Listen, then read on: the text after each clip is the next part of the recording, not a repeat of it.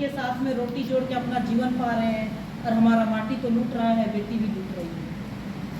Land जिहाद का जिहाद के बाद लैंड जिहाद का दौर शुरू हो चुका है। देखिए, मैंने स्पष्ट बोला, बेटी, रोटी और माटी का सवाल है, आप समझ सकते हैं। देखिए, एक चीज़ इसमें आता है कि जो सीमावर्ती क्षेत्र है बांग्लादेश और झारखंड का, इसमें निगरानी होनी चाहिए। वो निगरानी करने में कहीं न कहीं जो भी एजेंसी है वो शिथिल है। तो उस देख के जारी रह सकता है, आयोग जरूर इसको निर्देश करेंगे और किसी स्वतंत्र एजेंसी को हम लोग ने दे देंगे। और उसके अलावा भी अभी आयोग तुरंत फुल आयोग 4-5 दिन यहाँ स्टे करके सभी जगह घूमेंगे, हम गांव तक जाएंगे, गांव का स्थिति परिस्थिति समझ के हमने उसको पूरा आगे बढ़ाएंगे। हमने रोटी, बेटी और माटी की बात की है, यह भी संज्ञान में ले लिया है आयोग ने।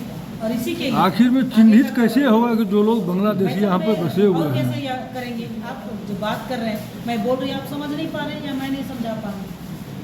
आखिर में चिन्हित का है, कहाँ से आएगा चिन्हित करने वाले? आयोग जब जाएंगे वहाँ जाएंगे, उनका जांच के लिए बैठेंगे। रोटी, बेटी और माटी का सवाल मैंने कह दिया। हर बात को वैसा बात को लिख के हम नहीं दे सकते। तो आखिर में जो भी होगा तो जिला स्तर के ही पदाधिकारी लोग करेंगे ना? जिला स्तर का पदाधिकारी करेगा। जिला स्तर का पदाधिकारी तो जो देख रहे हैं सो आपने देख ही दिए। जिला स्तर का पदाधिकारी को डर होता है जी, अपना नौकरी बचाने के लिए सोचते रहता है। तो जांच आखिर कब तक होगा? जांच होगी तो बताएंगे। 1 सप्ताह का बात हमने बताया, 1 सप्ताह 15 दिन के अंदर हर चीज़ नोट करके नहीं दिया जाता भाई साहब। आप आयोग से बात कर रहे हैं, किसी पुलिस प्रशासन से नहीं बात कर रहे हैं कि कितना दिन में करोगे, क्या करोगे। हमने जब आयोग को पता चलता है, अगर हम झारखंड के नहीं होते तो कौन आयोग आता देखता? अगर हम यहाँ की बेटी नहीं होते, हम आदिवासी नहीं होते तो कौन आता और देखता?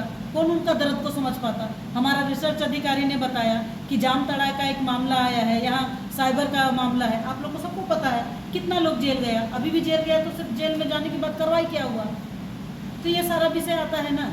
देश भर के मामले में कोई फंस जाते हैं। हम कहते हैं कि एट्रोसिटी का एक्ट के माध्यम से आपने क्यों एट्रोसिटी एक्ट लगा कर उनको केस नहीं करते हैं? आदिवासी को ठगता है, एससी को ठगता है, एससी को ठगता है, कहाँ जाएगा? तो इसके लिए भी कोर्ट होना चाहिए। तो जब कुछ नहीं होता है तो आयोग करती है। जब आयोग आ गई है तो हमने सबसे पहले ये कहा कि आयोग एक संवैधानिक संस्थान है, स्वतः निर्णय करने का क्षमता है, खुद वहाँ जांच कर सकती है, खुद रिपोर्ट बना करके उस पर कार्रवाई भी करने का क्षमता रखते हैं। इसलिए हमने कहा कि जब आयोग काम करती है, सबसे पहले नोटिस जारी करती है, सेकंड में समन करती है और थर्ड में वारंट जारी करती है। हमने 3 शब्द का इस्तेमाल किया। हर बात नहीं खुल के बताया जाता, समझने का जरूरत है वैसा। चलिए ठीक है। बहुत धन्यवाद आप लोग को। संविधान को संशोधन करने के लिए बहुत बड़ा मुद्दा आता है और सभी एसटी जनप्रतिनिधि को उस विषय पर आना पड़ता है। आपको याद होगा कि भारतीय संविधान का अनुच्छेद 341 और 42 पढ़ेंगे तो आदिवासी को जो आरक्षण मिला उसी के अनुसार आया है।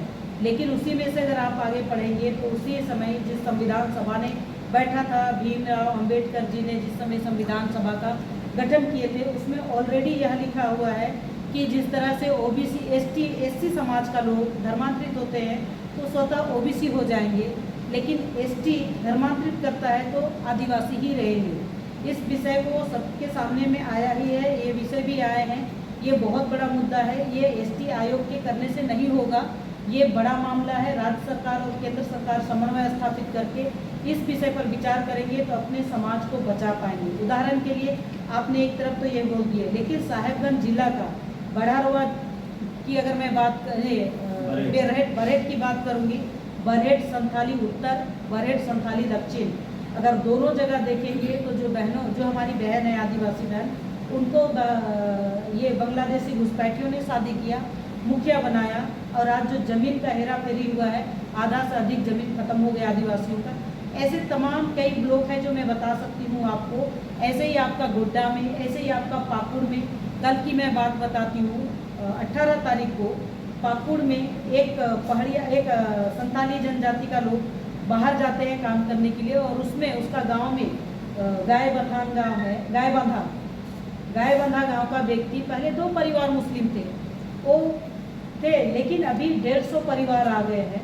तो उन्हीं का ज़मीन में कब्जा करते हुए, कंस्ट्रक्शन का काम करते हुए उसी के ऊपर चढ़ाई करके एक 60 से 65 साल का बुजुर्गों को मार दिया, लड़की का कपड़ा फाड़ दिया और किसी तरह का वहाँ FIR नहीं हुआ।